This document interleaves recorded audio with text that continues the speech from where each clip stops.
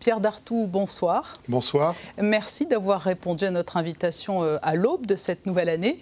Et alors que cela fera bientôt 6 mois que vous êtes entré en fonction, des premiers mois sur fond de crise sanitaire internationale qui perdure, que retiendrez-vous de cette entrée en matière ? C'est une entrée en matière qui est à la fois passionnante et difficile, et ça je m'y attendais. Elle est particulièrement difficile, je le reconnais, puisque la crise sanitaire nous frappe à nouveau dans des conditions qui sont assez fortes, importantes. Et c'est vrai que c'est la chose qui, aujourd'hui, nous importe le plus. C'est la chose à laquelle nous pensons le plus. Quelle est la philosophie qui a guidé l'action du gouvernement et qui la guide encore aujourd'hui dans la gestion de ce dossier de la crise Covid-19 ? Cette philosophie, c'est celle qu'a exprimée à plusieurs reprises le souverain, c'est-à-dire qu'il faut trouver un équilibre entre la nécessaire protection sanitaire de la population et puis aussi la préservation des activités économiques. Parce qu'on sent bien que laisser tomber l'économie, laisser les entreprises s'affaiblir, laisser les personnes sans emploi comporte des risques extrêmement importants. Et donc, il faut toujours tenir cet équilibre. Nous en sommes aujourd'hui arrivés à une situation où c'est vrai, comme je l'ai déjà indiqué, il faut peut-être un peu plus insister sur la protection sanitaire parce que nous sommes dans une situation qui est difficile, voire grave. Est-ce que le spectre du confinement que certains redoutent fait partie des scénarios de travail ? Le confinement, c'est l'étape ultime. Nous n'en sommes pas là. Ce n'est pas ce que souhaite le souverain. Ce n'est pas ce que souhaite la population. Pour l'instant, il n'en est pas question, mais il en sera question si ce que nous mettons en œuvre ne réussit pas. C'est-à-dire qu'il faut bien que tout le monde soit conscient de la responsabilité que chacun d'entre nous porte. C'est-à-dire qu'il faut que nous nous protégions, mais il faut aussi que nous protégions les autres. Et il faut que nous ayons dans notre vie quotidienne des comportements responsables. Parmi ces comportements, il y a l'issue dont tout le monde parle, la possible issue de crise, c'est la vaccination. Je sais que vous vous êtes fait vacciner devant les caméras contre la grippe, puis contre la Covid-19. Il est aujourd'hui indispensable d'inciter la population à se faire vacciner et d'être rassurant à ce sujet ? Oui, sans aucune nuance. Et d'ailleurs, je crois que le message est bien compris, puisque à l'heure actuelle, il y a presque 64 à 65% de la population monégasque résidente de plus de 75 ans qui a été vaccinée, et que le taux de 50% est quasiment atteint pour les personnes qui sont entre 65 et 75 ans. Donc le message passe bien. Il y a eu, c'est vrai, comme ailleurs, comme dans d'autres pays, notamment comme en France, il y a eu des inquiétudes, mais je crois qu'aujourd'hui, elles sont dissipées, parce que tout le monde a bien conscience que le vaccin, c'est la meilleure solution. Et dans l'opinion publique, l'inquiétude, les courbes se sont inversées, c'est-à-dire que la population qui était réfractaire, aujourd'hui redoute une pénurie de vaccins. Est-ce que vous pouvez être là aussi rassurant ? Alors là-dessus, c'est incontestablement le sujet le plus difficile pour nous en matière de vaccination, parce que nous avons un système qui est très performant. Le centre de vaccination qui est installé au Grimaldi Forum est très efficace, très bien organisé, et il répond, je pense, très bien aux attentes de la population. Et personnellement, je n'ai eu que des remarques très positives à ce sujet. En revanche, c'est vrai qu'il y a une question liée à la ressource en vaccins, parce que Monaco est dans la même situation que l'ensemble de l'Europe. Nous sommes liés à l'Europe et à la France par des accords, et donc l'approvisionnement en vaccins passe par ce canal. Et donc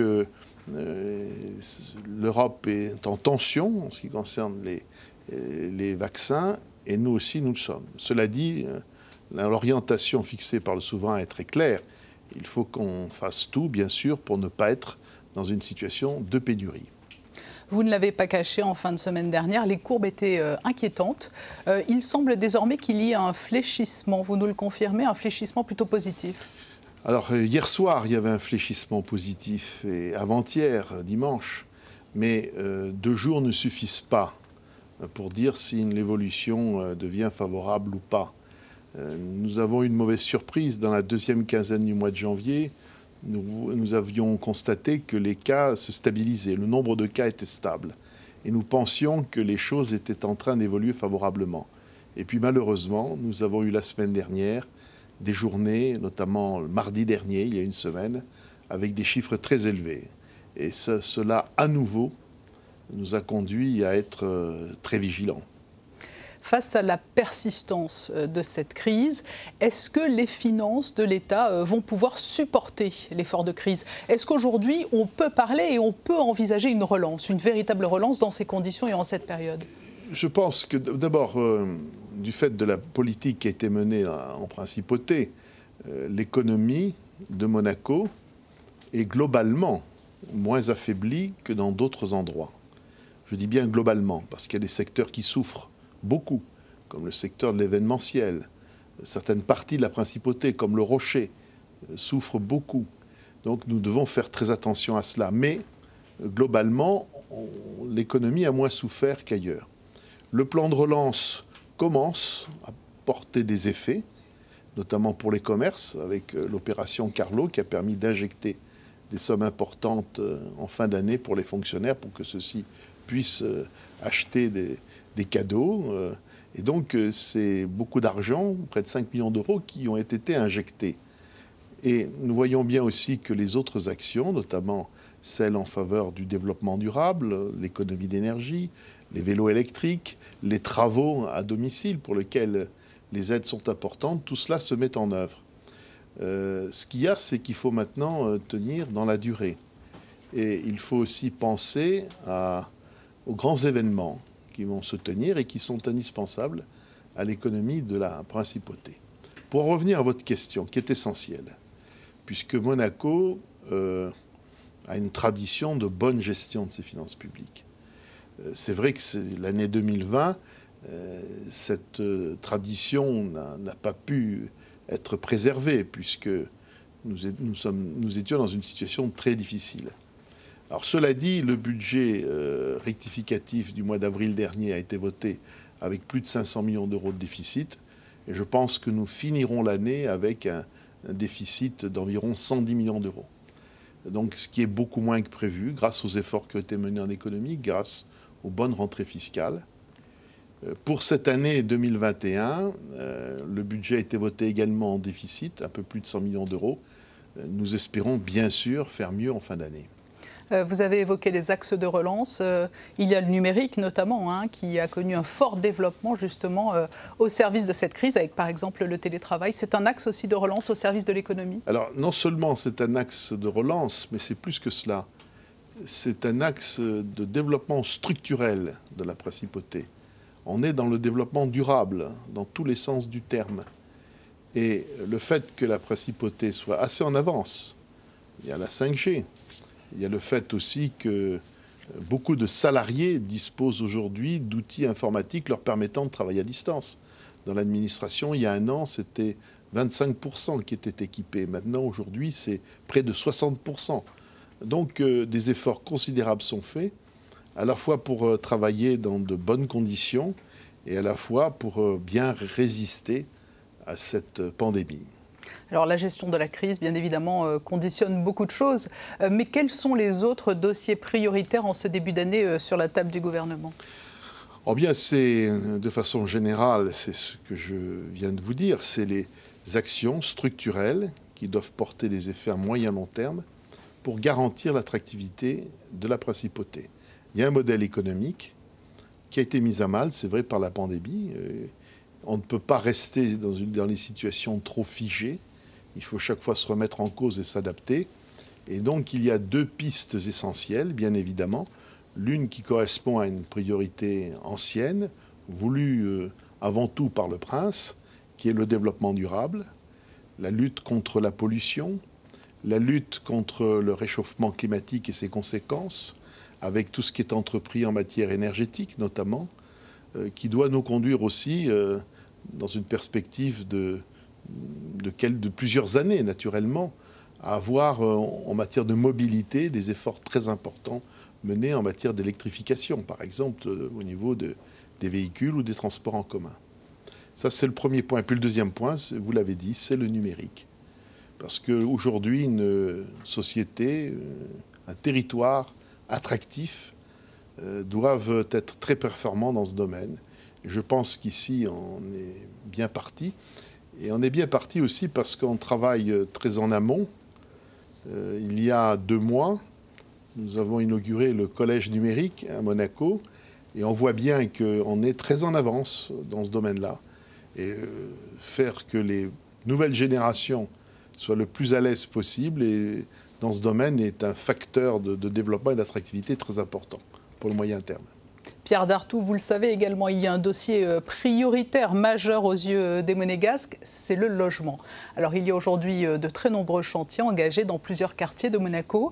Là aussi, il y a comme pour la crise, un savant équilibre à ménager entre l'intérêt, la qualité de vie de la population monégasque et le nécessaire développement économique du pays.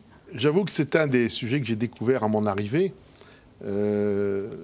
Pour moi, il y avait une nécessité d'une priorité en faveur du logement, ça c'est clair, parce qu'il est tout à fait normal que les Monégasques puissent vivre dans cette principauté, les enfants du pays aussi, dans des conditions satisfaisantes, alors que l'on sait que les prix du foncier, les prix le coût du logement sont ici très élevés. Donc c'est une priorité absolue.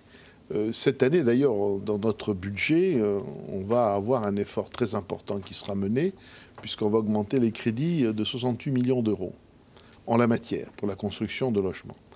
Alors, ce que j'ai découvert, c'est effectivement la nécessité d'avoir un équilibre avec la gêne qui peut être occasionnée par les travaux. C'est vrai qu'il est inévitable que des travaux, des constructions de logements, conduisent à des gênes, à des perturbations pour la vie quotidienne des Monégasques. Cela dit, je trouve quand même qu'on a fait des progrès. Ça a été reconnu d'ailleurs par le Conseil national. Il faut qu'on fasse preuve d'innovation, d'esprit inventif pour adoucir le plus possible les maux qui peuvent être causés au voisinage quand un chantier sort de terre.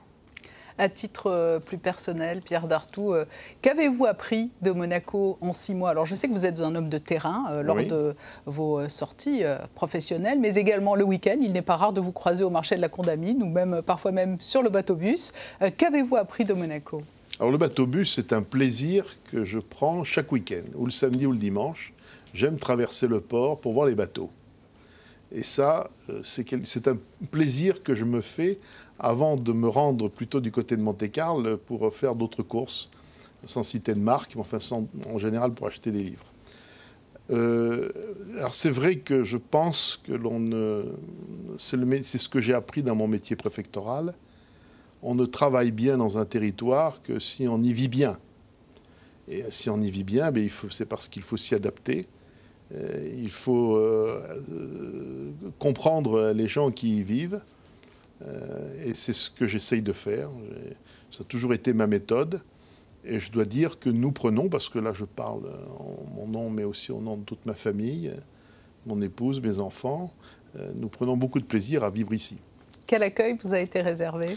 Alors je trouve que j'ai eu un bon accueil, tout au moins au départ. Là maintenant, ça s'est un peu calmé, mais pas à cause des gens, mais à cause du Covid, bien évidemment, puisque la vie sociale est quand même bien moins importante. Considérablement réduite. Elle est très réduite, ce qui ne m'empêche pas de voir beaucoup de gens dans les réunions. Mais c'est vrai que malheureusement, je dis bien malheureusement, la convivialité est moindre que dans une période normale. Une dernière question, nous avons évoqué en propos liminaire la crise sanitaire. Nous terminerons par la crise sanitaire. Vous êtes ministre d'État français au service de l'État monégasque.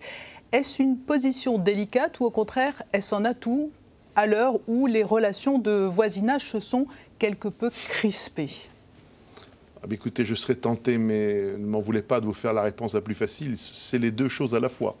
C'est vrai que c'est une position délicate, je ne vous le cache pas. Vous comprenez l'inquiétude des Monégasques avec la question des 30 km au-delà desquels il faut ce test nécessaire? Je comprends cela. Le gouvernement français aussi a ses exigences, ses objectifs qui sont importants. Je suis très vigilant sur ces sujets.